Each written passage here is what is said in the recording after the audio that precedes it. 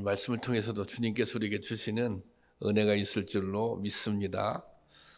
오늘은 종교 개혁주일입니다. 종교 개혁은 지금으로부터 503년 전에 타락한 교회와 또 교황을 비판하며 시작되었습니다. 개혁을 영어로 리폼 그렇게 부릅니다. 근데 리는 다시란 뜻이고 또 폼은 형태, 만들다. 이게 두 단어의 합성어죠, 리폼이. 그래서 리폼은 형태, 형식을 다시 새롭게 만든다. 그런 뜻을 가지고 있습니다. 또 개혁을 한문으로 쓰면 이 개자는 고칠 개자입니다. 혁자는 가죽 혁자입니다. 그러니까 개혁은 가죽을 벗겨낸다. 이제 그런 뜻이 있습니다. 종교 개혁은 낡고 타락한 교회의 가죽을 벗겨내고 새롭게 다시 리폼하기 위해서 시작된 것입니다. 이 운동에 앞장섰던 개혁자들은 무엇보다 기준, 믿음의 기준을 새롭게 세우는 일을 최우선 과제로 삼았습니다. 그때 당시에 중요한 기준이 어디에 있었어요? 교황에게 있었어요. 또 교권에 있었어요. 그런데 이것을 다시 하나님의 말씀, 다시 믿음으로 그 기준을 교정하고자 했던 것입니다. 당시 종교개혁자들이 내세웠던 5가지 슬로건이 있습니다. 이것을 오레 솔라, 파이브 솔라 그렇게 얘기하는데, 솔라는 라틴어인데 오직이란 뜻입니다. 이 종교개혁의 5가지 정신은 오직 성경, 오직 그리스도, 오직 은혜, 오직 믿음, 오직 하나님께 영광을, 이런 슬로건을 걸고 종교개혁을 시작했던 것입니다. 우리가 다니고 있는 개신교를 프로테스탄트라고 하는데, 이 프로테스탄트는 저항이란 뜻입니다.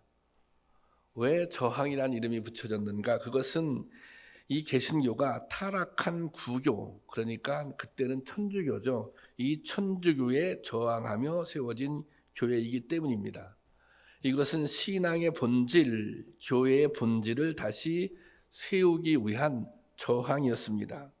그런데 오늘 우리 개신교는 이런 저항의 모습을 잃어버리고 오히려 개혁의 대상이 되고 말았습니다. 개신교회는 늘 개혁하는 교회가 돼야 맞거든요. 그런데 지금은 개혁하는 교회, 개혁을 이루어가는 교회가 아니라 개혁의 대상이 되었다고 하는 것입니다. 예수님은 성전이 성전답지 못할 때 강력하고 단호하게 맞섰고 또 개혁하셨습니다. 오늘 우리가 읽은 본문은 성전 정화 사건입니다. 성전을 깨끗하게 한 사건인데요. 이것은 다른 말로 성전 개혁 사건, 이렇게 말할 수 있겠습니다. 예수님의 성전 정화 사건을 통해 오늘 우리에게 당면한 개혁의 사명에 대해 생각하며 은혜를 나눠보고자 합니다. 성전은 이스라엘 백성들에게 특별한 의미가 있는 곳입니다. 성전은 그들에게 신앙의 중심일 뿐 아니라 삶의 중심이었습니다. 이스라엘 백성들은 성전에서 하나님께 제사를 드렸고 성전에서 하나님을 만났고 모든 삶이 성전 중심으로 이어졌습니다. 그러나 예수님 당시의 성전은 이런 성전의 본질적인 의미를 상실했습니다. 당시의 종교 지도자들은 성전을 탐욕을 채우는 수단으로 여겼고 백성들은 형식적인 제사를 드리고 복을 구하는 장소 정도로 여겼습니다. 유대인들은 유월절이 되면 예루살렘 성전을 순례했습니다. 바벨론 포로 이후 흩어져 살던 유대인들이 유월절이 되면 전부 예루살렘에 모여들었던 것입니다. 유대인의 역사가 요세푸스는 유월절에 예루살렘에 모여든 순례객의 숫자가 270만 명 정도 됐다고 합니다. 지금 인천 2020년도 기준으로 인천 인구가 295만 명입니다. 295만 명인데 그러니까 6월절이 되면 인천 인구 정도가 예루살렘 성 안으로 모여든 거예요. 이 순례객들이. 사람들은 성전에서 제물을 드렸는데 제사장들은 성전에서 제물을 드릴 짐승들을 팔았습니다. 성전 안에서 짐승들을 판 거예요. 제물을. 더러 개인이 가지고 온 짐승이 있으면 그것은 흠이 있다고 받지 않았어요. 성전에서 사야만 한다고. 그래서 무려 원래 가격보다 16배를 더 받았다는 기록도 있습니다. 당시 예루살렘 성전에 들어갈 때는 세금을 냈어요. 19세 이상 성인은 반세겔의 성전세를 냈는데 오늘날 화폐 가치로 환산하면 8만 원 정도 된다고 합니다. 그런데 이 성전을 낼 때 다른 화폐는 사용할 수 없어요. 성전에서 사용하는 세겔만 사용했어요. 그러면 환전을 해야 되잖아요. 그런데 그 환전은 제사장들의 몫이었습니다. 그러니까 제사장들은 환전을 통해서 정말 막대한 환전 차익을 남겼습니다. 성전의 뜰이 짐승을 파는 사람들, 돈을 바꾸는 사람들로 발을 디딜 틈이 없었던 것입니다. 한마디로 성전이 아니라 시장터가 된 것입니다. 성전은 그 본질을 상실한 채 편의주의와 기복신앙, 탐욕이 가득한 곳으로 변질된 것입니다. 여러분, 성전의 본질은 하나님의 임재와 예배에 있는 것입니다. 성전은 교회도 마찬가지입니다. 교회는 하나님을 예배하고 찬양하는 곳이 되어야 합니다. 만민이 기도하는 하나님이 집이 되어야 합니다. 이것이 성전의 본질입니다. 교회도 마찬가지입니다. 겉모습이 아무리 그럴듯해도 본질이 훼손되면 교회로서의 존재 가치를 잃어버리는 것입니다. 오늘날 교회의 본질이 무엇입니까? 오늘날 교회의 가장 중요한 본질은 무엇이라고 생각하십니까? 마태복음 16장 18절에 베드로와 예수님 대화 속에서 베드로가 예수님을 그리스도라고 신앙 고백한 다음에 신앙 고백을 듣고 예수님께 이렇게 말씀하세요. 마태복음 16장 18절인데 한번 다 같이 읽어볼까요? 시작. 또 내게 이르노니 너는 베드로라. 내가 이 반석 위에 내 교회를 세우리니 음부의 권세가 이기지 못하리라. 여기 보면 이 반석 위에 내 교회를 세우리니 그랬습니다. 예수님께서 교회를 뭐라고 말씀하셨어요? 내 교회를 세우겠다는 것입니다. 한마디로 말하면 교회의 주인은 예수님이어야 한다는 것입니다. 이것이 교회의 가장 중요한 본질입니다. 오늘날 교회가 가지고 있는 모든 문제, 파생되는 모든 문제는 어디서 출발하느냐? 정말 교회가, 성도들이 이 교회의 주인이 하나님이다. 이 교회의 주님이 주님이시다. 이 교회의 머리가 예수 그리스도다. 이런 분명한 고백을 가지고 있으면 교회가 타락할 이유가 없습니다. 잘못될 이유가 없습니다. 무너질 이유가 없는 것입니다. 사도 바울이 이렇게 증거합니다. 골로새서 1장 18절에 보면 제가 볼게요. 그는 몸인 교회의 머리시라. 몸인 교회의 뭐라고요? 머리시다. 예수님이 교회의 머리라는 거예요. 몸의 각 지체는 머리의 명령에 따라 움직입니다. 예수님의 머리가 된다는 것은 예수님에 따라 움직인다. 예수님의 뜻에 따라 움직인다는 거예요. 예수님의 명령에 따라 움직인다는 거예요. 교회는 예수님의 명령에 따라 움직여야 되는 거예요. 몸의 한 부분, 어떤 한 부분이라도 머리의 의지와 상관없이 움직인다면 그것은 건강한 지체라고 할 수 없는 것입니다. 오늘날 교회가 건강성을 상실하게 되는 것은 머리 되시는 예수님의 뜻과 상관이 없이 움직이기 때문입니다. 머리 되시는 예수님의 뜻과 어긋나게 움직이기 때문입니다. 교회 중심에 예수님이 계시는 것이 아니라 사람이 있다는 것입니다. 오늘날 교회가 타락하는 이유, 그것은 사람이 교회의 주인 노릇하기 때문입니다. 여기서 사람, 교회 주인 노릇을 할 수 있는 가장 첫 번째 대상, 그게 누굴까요? 목사입니다. 목사. 목사가 교회의 주인 노릇하는 순간 그 교회는 타락하기 시작합니다. 그 교회는 건강성을 잃어버리게 될 것입니다. 여러분, 교회가 본질을 지키며 사명을 감당하려면 반드시 예수님이 주인 되셔야 합니다. 그런데 왜 못합니까? 이것을 주님이 주인 되신 교회가 되기 위해서는 포기해야 할 것들이 있기 때문입니다. 욕심을 포기해야 합니다. 자신의 생각을 내려놓아야 합니다. 낮아지고 겸손해져야 합니다.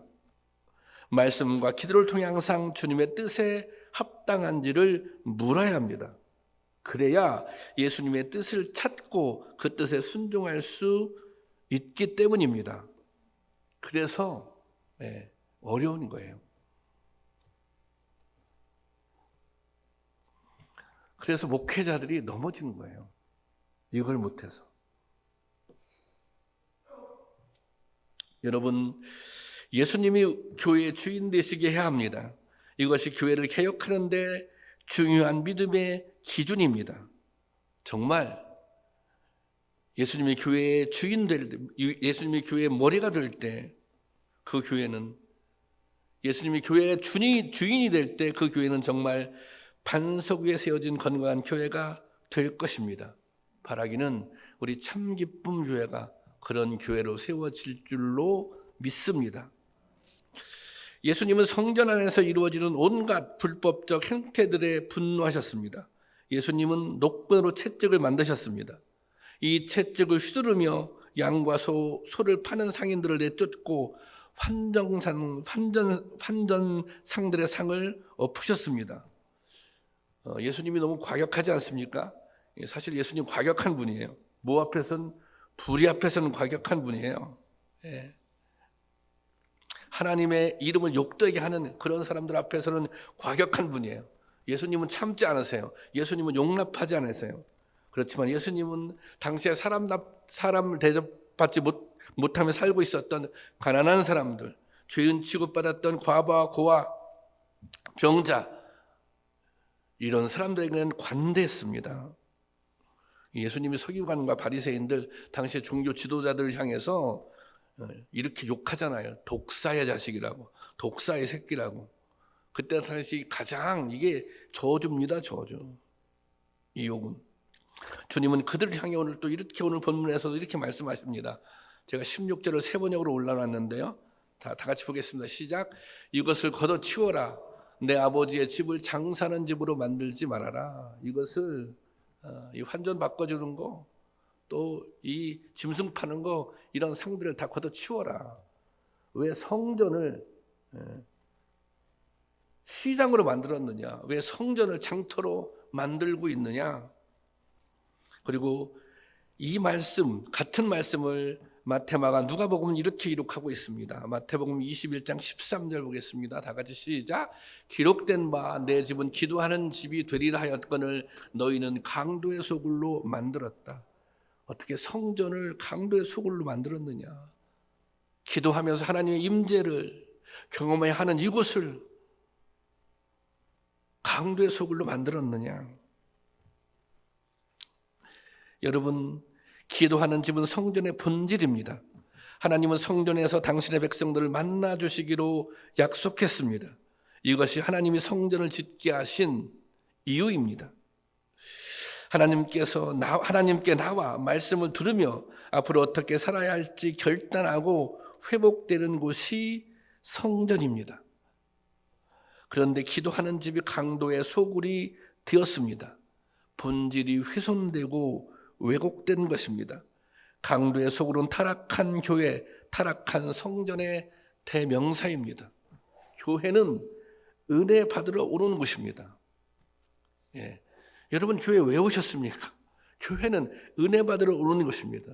교회 와서 하나님의 임재를 경험해야 되는 거예요. 예배를 드리면서. 다른 이유가 없어요. 그게 첫 번째 본질에 관한 질문인 것입니다. 이처럼 성전을 타락시키는 것은 당시 예루살렘 성전을 장악하고 있던 제사장들과 종교 지도자들의 탐욕 때문입니다. 이 사람들의 탐욕이, 종교 지도자들의 욕심이 교회를, 성전을 타락하게 만든 것입니다. 사실 오늘 한국 교회도 이것을 교권주의라, 이런 문제를 교권주의에서 나오는 문제라고 하는데, 오늘날 한국 교회도 이 교권주의에 자유롭지 못합니다. 교회 권력을 이용해서 자신의 이익을 챙기는 목사와 장로들이 오늘날 한국 교회에도 수두룩합니다. 이 교권이 판이 치는 곳에 통용되는 것이 힘의 논리입니다. 중세 기독교 천주교는 말씀의 원리대로, 믿음의 원리대로, 은혜의 원리대로 이루어진 게 아니에요. 그것이 진리가 아니라 누가 더 힘을 가지고 있느냐, 이 힘의 용매에 따라 진리가 판가름나게 되는 것입니다. 그러니 권력이 하나님이 되고 돈이 하나님이 되는 것입니다. 여러분, 한국 교회를 위해서, 여러분 한국 교회의 지도자들, 목사님들, 장로님들을 위해서 정말 기도해 주시기 바랍니다. 지금 감리교회는 얼마 전에 감독들이 다 새롭게 뽑혔는데 지금 벌써 막 고소하고 고발하고 막 그런 일들이 벌어지는데, 정말 이분들이 교권주의자가 돼서는 안 됩니다. 평신도 지도자들이 교권주의자가 돼서는 안 됩니다. 그 자리를 가지고, 무슨 감독이라는 자리를 가지고, 무슨 회장이라는 자리를 가지고 자기의 실속, 자기의 이권을 챙겨서는 안 된다는 것입니다. 만약에 그릇된 길로 가면 어떻게 해야 됩니까? 개신교는 저항해야 합니다. 믿음의 본질에 어긋나게 하면 저항해야 하는 거예요.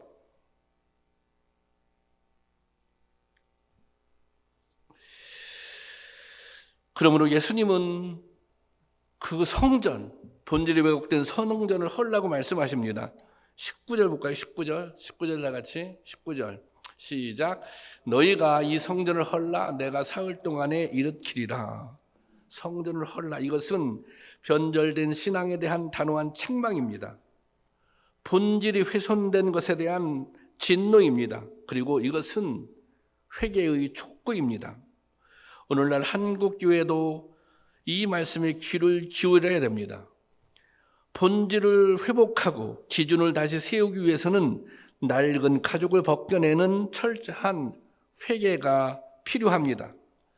타성에 젖은 신앙, 하나님을 두려워하지 않는 지도자들, 타락한 교권, 이 모든 것들이 철저히 회개를 통해서 허물어져야 합니다. 때로는 저항을 통해서 허물어뜨려야 하는 것입니다.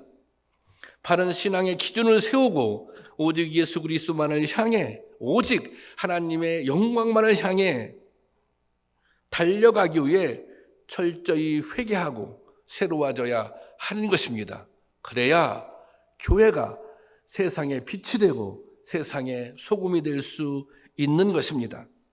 그런 은혜가 먼저 우리 가운데, 우리 교회 위에 임할 수 있기를, 더 나아가서 한국 교회 위에 임할 수 있기를 주님의 이름으로 축원합니다. 예수님은 채찍을 들고 성전 정화에 나서자 유대인들이 반발을 합니다. 도대체 당신이 무슨 권위로, 무슨 권세를 가지고 이런 일을 하느냐.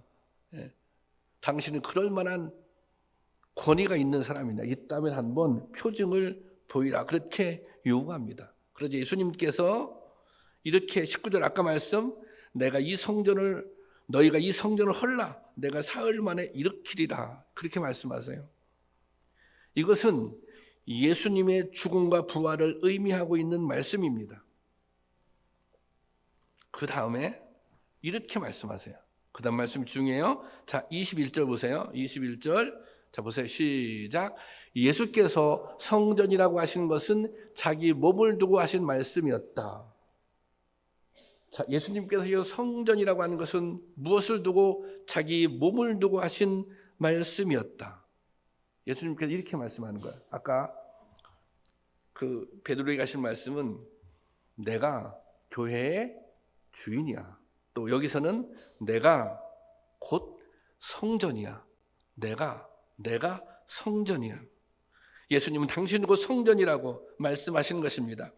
이것은 오늘날 우리에게도 교회의 본질이 무엇인가를 가르치는 중요한 말씀입니다. 사도 바울은 고린도전서 3장 16절에 이렇게 선포합니다. 고린도전서 3장 16절 다 같이 보겠습니다. 시작. 너희는 너희가 하나님의 성전인 것과 하나님의 성령이 너희 안에 계시는 것을 알지 못하느냐. 자, 여러분 보세요. 너희가 하나님의 성전인 것과, 너희가 하나님의 성전이라는 거예요. 여러분이 하나님의 성전이라는 거예요. 어떻게 우리가 하나님의 성전이 됩니까? 우리가 주님을 영접했어요. 우리가 제사함을 받았어요. 그리고 성령님이 우리 안에 계세요. 성령님이, 그분의 영이 우리 안에 계시면 누가 성전이에요? 우리가 성전이라는 거예요. 우리 몸이 성전이라는 거예요. 너희가 곧 성전이라고 하는 이 말씀은 유대인에게는 혁명과도 같은 말씀이었습니다. 하나님은 오직 예루살렘 성전에만 계시고 그 하나님을 만나기 위해서 엄청난 수고와 대가를 치러야 했는데 우리 몸이 성전이라니, 이게 얼마나 놀라운 말씀입니까?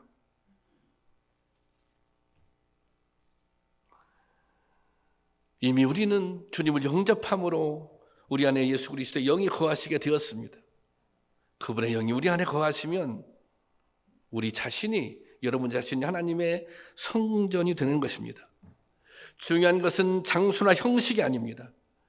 주님을 믿음으로 죄 사함을 받고 주님의 임재를 경험하는가 하는 것입니다. 다른 말로 내 안에 주님이 계시는가, 나의 삶에 주님이 함께 하시는가, 그것이 중요한 것입니다. 여러분 안에 주님이 계십니까?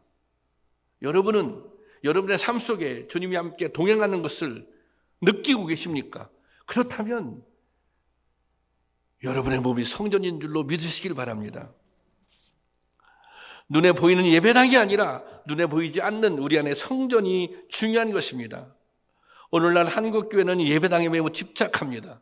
예배당이 넓고 커야 하고 화려해야 한다고 생각합니다. 형식과 물량에도 얼마나 집중하는지 모릅니다. 그럴듯한 프로그램과 의식들, 거칠애를 위해 엄청나게 투자합니다. 코로나19 때문에 그런 걸 못하게 됐잖아요. 저는 이것도 하나님의 중요한 섭리일 수 있다, 그런 생각을 해요. 때로는 이런 것들을 주도하는 지도자들도 문제지만 이런 것들에 현혹되는 성도들도 문제인 것입니다. 교회를 사업수단으로 삼았던 예수님 당시의 종교 지도자들이나 그 사업에 동조했던 당시의 이스라엘 백성들과 하나도 다를 게 없는 것입니다. 이처럼 비본질적인 것에 집착하다 보니 본질을 잃어버리게 된 것입니다. 교회의 본질은 무엇입니까? 그것은 예수 그리스도를 영접하고 말씀을 듣고 예배를 통해 하나님을 만나는 것입니다.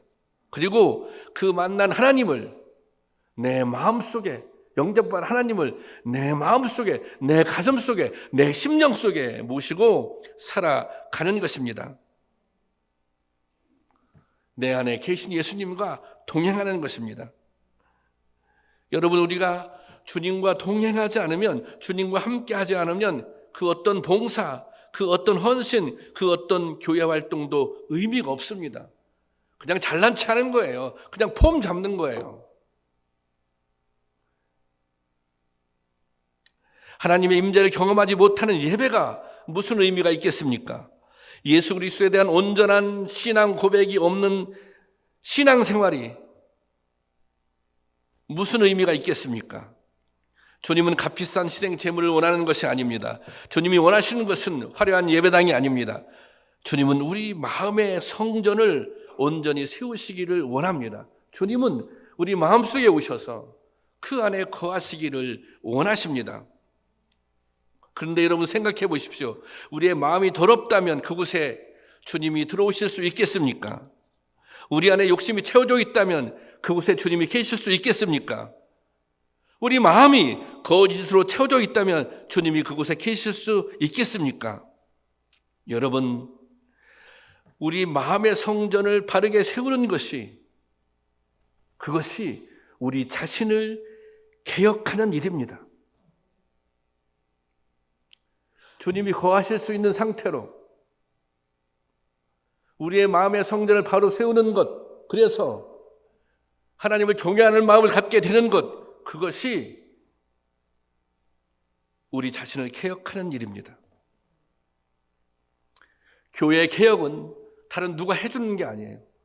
어디서부터 막 출발하는 게 아니에요. 교회 개혁은 나 자신의 개혁으로부터 시작되는 것입니다. 그런 결심이 우리 가운데 있기를 바랍니다. 여러분, 오늘 한국교회의 문제는, 오늘 한국교회가 때로 세상의 손가락질을 받는 그 이유 중에 하나는 이 본질과 비본질이 바뀌었기 때문입니다. 정말 교회가 예수님의 가르침대로, 예수님의 명령에 따라 움직인다고 생각해 보세요. 정말 우리의 신앙생활을 온전히 예수님의 가르침대로 살아간다고 생각해 보세요. 비난받을 이유가 하나도 없습니다. 이런 사람들은 비난받겠죠. 불의하게 사는 사람들, 공의롭지 못한 사람들, 못된 사람들, 이런 사람들은 우리를 비난할 수 있을지 모르지만 사람들이 다 이렇게 얘기할 거예요. 정말 교회가 필요하다고. 교회가 없으면 어떻게 할 뻔했느냐고. 우리가 예수님의 가르침대로만, 정말 예수님이 주인 되는 교회를 세우고 예수님의 가르침대로만 제대로 살면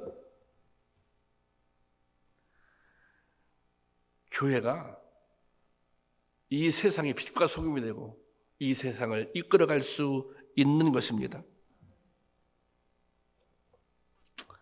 한국교회가 세상의 비난에 벗어나 신뢰를 회복하는 길은 이런 것들을, 비본질적인 것들을 무너뜨리는 데 있습니다. 무너뜨려야 돼요. 무너뜨리려면 어떻게 해야 돼요? 저항해야 하는 거예요. 그게 기독교의 정신이에요. 하나님의 이름을 빙자해서 교회와 목회자의 이익을 추구하는 교권주의에 저항해야 하는 거예요. 이 창기쁨교회가 창립한 밑바탕에는 그런 저항 정신이 있는 거예요. 오늘 복음에만 집중하고 거칠의 허식에 저항해야 하는 것입니다. 신앙을 무슨 생색내기처럼 명분이나 세우려 하는 위선과 형식주의에도 저항해야 하는 것입니다. 여러분, 저에게, 안재영 목사에게 이런 모습이 있다면 여러분들은 저에게 저항해야 하는 것입니다. 우리 창기쁨 교회에 이런 모습이 있다면 여러분들은 저항해야 하는 것입니다. 그래야 하나님의 교회가 바로 세워지는 것입니다. 여러분, 이런 새로운 변화가 여러분 자신을 통해서, 그리고 우리 교회를 통해서 일어날 수 있기를 원합니다. 또 이런 변화가 한국교회도 새롭게 할 수 있기를 원합니다. 여러분, 오늘 주님께서 우리에게 하시는 말씀은 오직 성경, 오직 그리스도, 오직 은혜, 오직 믿음, 오직 하나님께 영광, 이것이 믿음의 본질입니다. 이것이 신앙의 본질입니다. 여기서 벗어난 것이 있다면 저항하라는 것입니다. 그래서 오늘날 개신교회가 생긴 것입니다. 그래야 우리 교회가, 한국교회가 새로워지는 것입니다. 이런 새로운 변화가 나를 통해서, 또 우리 교회를 통해서, 또 한국교회에 일어날 수 있기를 주님의 이름으로 축원합니다.